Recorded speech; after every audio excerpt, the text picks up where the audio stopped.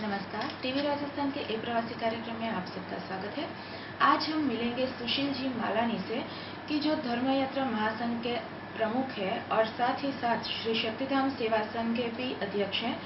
तो आपका स्वागत है हमारे कार्यक्रम में सुशील जी। सबसे पहले तो आप हमें आपकी पर्सनल लाइफ के बारे में बताइए। आप राजस्थान से सूरत आए हैं, तो राजस्थान में आप कहाँ पे रहते थे? राजस्थान में मैं डिस्ट्रिक्ट झुंझुनू चिड़ावा का रहने वाला हूँ। हमारे परिवार वहाँ से राजस्थान से निकल के देवरिया और वहाँ से वापस फिर समस्तीपुर डिस्ट्रिक्ट शाहपुर पटोरी आ गए। वहाँ अभी अपना निवास स्थान है। वहाँ से फिर मैं निकल के सूरत आया हूँ और लगभग 25-26 साल से ये अपने कर्म भूमि है और यहाँ मैं अपने व्यापार चालू किया हूँ। उसके साथ में सामाजिक कार्य, सोशल कार्य और धार्मिक कार्य की एक्टिविटी रखता हूँ। ओके, तो किस प्रयोजन से आपका सूरत आना हुआ? सूरत व्यापार के संबंध में आया और एक सिलेक्शन मिला कि आपको किस शहर में जाना है, कहाँ जाना है। पापा ने ऐसा मेरे से चॉइस पूछा तो मेरे को सूरत अच्छा लगा और इसलिए मैं यहाँ पे आके व्यापार सेट किया मैंने। तो सुशील जी, सबसे पहले आप हमें धर्म यात्रा महासंघ है उसके बारे में बताइए, जिसके आप प्रेसिडेंट हैं। धर्म यात्रा महासंघ ये दिल्ली की केंद्रीय संस्था है।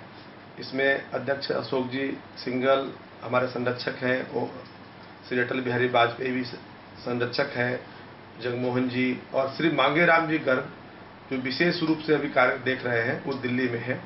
वो बीजेपी कमेटी में बहुत बड़ा महत्व अपना स्थान रखते हैं और उनके अधीन में सुनील जी शर्मा संयोजक हैं। इनका ये कार्यक्रम सूरत में मैं लगभग 13 साल से कर रहा हूँ और ये संस्था का मूल विषय है जितनी भी यात्राएं देश में होती है, वो धार्मिक यात्राएं देश में होती है जगह जगह, उस यात्राओं में कहीं कोई प्रावधान में सुधार हो जाए उस विषय पर विशेष महत्व देना, यात्राओं के माध्यम से हिंदू जागृति चालू रखना और आने वाले समय में जो अपने परिवार के लोग हैं, बच्चे लोग हैं, उससे बिछुड़ नहीं जाए उस जगह से और यात्राओं से। इसलिए यात्रा को निरंतर चालू रख के उनका उसके ऊपर विशेष ध्यान दिलवाना।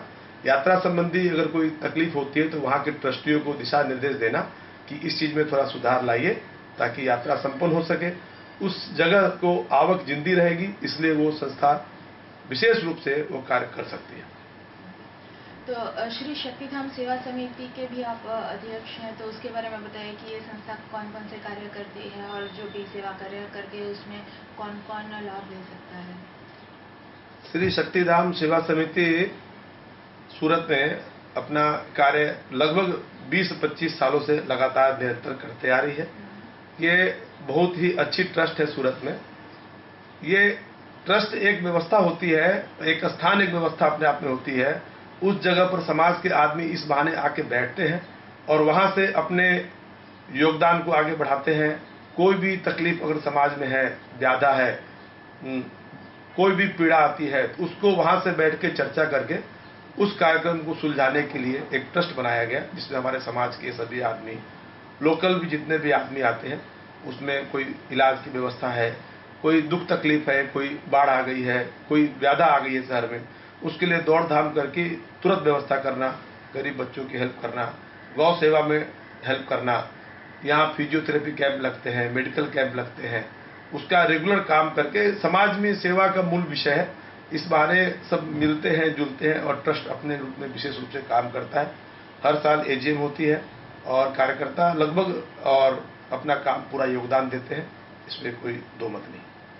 तो इन दोनों के अलावा आप और कौन कौन सी संस्थाओं से जुड़े हुए हैं? श्री शक्तिधाम सेवा समिति, धर्म यात्रा महासंघ में अभी प्रमुख के पोस्ट पे हूँ, 14 साल हो गए। और उसके बाद ये सागर शॉपिंग सेंटर रिंग रोड पे जो बिल्डिंग है उसका मैं सेक्रेटरी हूँ लगभग 14-15 सालों से। और जो हमारा निवास स्थान है उसका भी कार्य देखता हूँ, मेगा टावर का ये है। बाकी और भी फेडरेशन की संस्थाएं हैं रिंग रोड की, वो तो विषय है कि उससे जुड़ना ही पड़ेगा, उस काम को करते हैं तो उसमें भी जुड़ा हुआ। तो आपके फैमिली मेंबर्स के बारे में बताइए, फैमिली में कौन कौन है? फैमिली में यहाँ पे मैं अपने परिवार के साथ रहता हूँ। हमारी वाइफ है सुधा जी, और लड़का गोविंद और लड़की निखा। गोविंद ने अभी MBA फ्रॉम MIT पुणे से किया है। वो बिल्डिंग मटेरियल्स के इंपोर्ट एक्सपोर्ट के क्वालिटी को डील कर रहा है। और निखा ने CS का एग्ज़ाम अभी दिया है, वो अभी हमारे साथ में है। और पापा जी हमारे वो बिहार रहते हैं, उनसे मेरा बहुत लगाव है और मैं बराबर उनसे मिलने वहाँ जाता रहता हूँ। जो शाहपुर पटोरी समस्तीपुर एक स्थान है बिहार में, वहाँ पे। और मेरा ससुराल पटना सिटी है। ये विषय। तो रानी सती मंदिर जो है उसके बारे में आप बताएं कि कौन कौन से कार्य इसमें होते हैं। रानी सती मंदिर में साल के लगभग 13-14 फेस्टिवल जो यहाँ होते हैं वो बहुत ही उत्सव से होते हैं। ये भादो अमावस का मेला जैसे झुंझुनू में होता है, वैसे ही सूरत में भी मेला लगता है। उसमें सब बढ़ चढ़ के हिस्सा लेते हैं। और सामने ग्राउंड पे पार्टी प्लॉट है, उसमें 5-10 हज़ार आदमी आते हैं। और वापस उसकी तैयारी फिर से हो रही है, जो अभी से 2.5-3 महीने बाद प्रोग्राम करेंगे। बहुत बड़ा प्रोग्राम होता है वो। उसके बाद एक होली के समय फागोत्सव मेला करते हैं। ऊपर बहुत ही सुंदर चंग और मथुरा वृंदावन की टीम हमारे सज्जन जी मंगाते हैं वहाँ से, और उसका खूब फूलों की होली, सैकड़ों किलो फूलों से होली खेलते हैं। और जो भी प्रोग्राम होते हैं, गणेश जी के प्रोग्राम है, शंकर जी के प्रोग्राम है, प्राण प्रतिष्ठा महोत्सव है, ये सब कार्यक्रम जितने भी 12-13 आते हैं। दादी जी का जो सखियाँ लोग ये झूलन उत्सव है उसकी तैयारी चल रही है, कांवड़ यात्रा उसकी तैयारी चल रही है। तो कार्यक्रम में कमी नहीं होती है, क्योंकि वो बहुत उत्साह का चीज़ है और सभी मेंबर खूब उत्साहित हैं। हमारे सेक्रेटरी गोपाल जी हैं, हरिंदर सराफ हमारे कैशियर हैं, साथ में मामा जी हमारे मित्र हैं, पुराने अध्यक्ष हैं, समझे ना, मुरारी लाल जी हैं, सभी जुड़े हुए हैं। 30-35 आदमी की कमेटी है और कार्य खूब सुचारू रूप से करती है। यहाँ पे अगल बगल के आदमियों का सहयोग पूरा मिलता है, इसमें कोई विषय नहीं। ओके, तो साथ ही साथ आप हमें ये बताएं कि राजस्थानी कल्चर के बारे में बताएं और आपकी राजस्थान की लाइफ के बारे में बताएं कि आप बचपन में क्या करते थे, आपका बचपन कैसे था, एजुकेशन तो मैंने ग्रेजुएशन किया समस्तीपुर से, और वहाँ पे मैं अखिल भारतीय विद्यार्थी परिषद ABVP से जुड़ा हुआ था। उस समय जो अभी पुराने जो मुख्यमंत्री थे, उप मुख्यमंत्री सुशील जी मोदी, उनका साथ था मेरा। वो समस्तीपुर जब भी आते मुलाकात होती थी, घर पे भी आते थे। और विश्व हिंदू परिषद से जुड़ी हुई सभी संस्थाएं हैं, तो उसमें भी मेरा अभी पूरा का पूरा रोल सूरत में रहता है, क्योंकि ये हमारे धर्म से जुड़ी हुई नीति के संबंध में ये काम करते हैं। और पढ़ाई का विषय है तो एजुकेशन वहाँ पूरा करने के बाद मैं सूरत आ गया और बस अब यहाँ बिजनेस व्यापार में लगा हूँ। ओके, तो आप इतने बिजी रहते हैं अपनी लाइफ में, तो फिर फैमिली को कब टाइम दे पाते हैं? अच्छा, ये विषय बहुत महत्वपूर्ण है।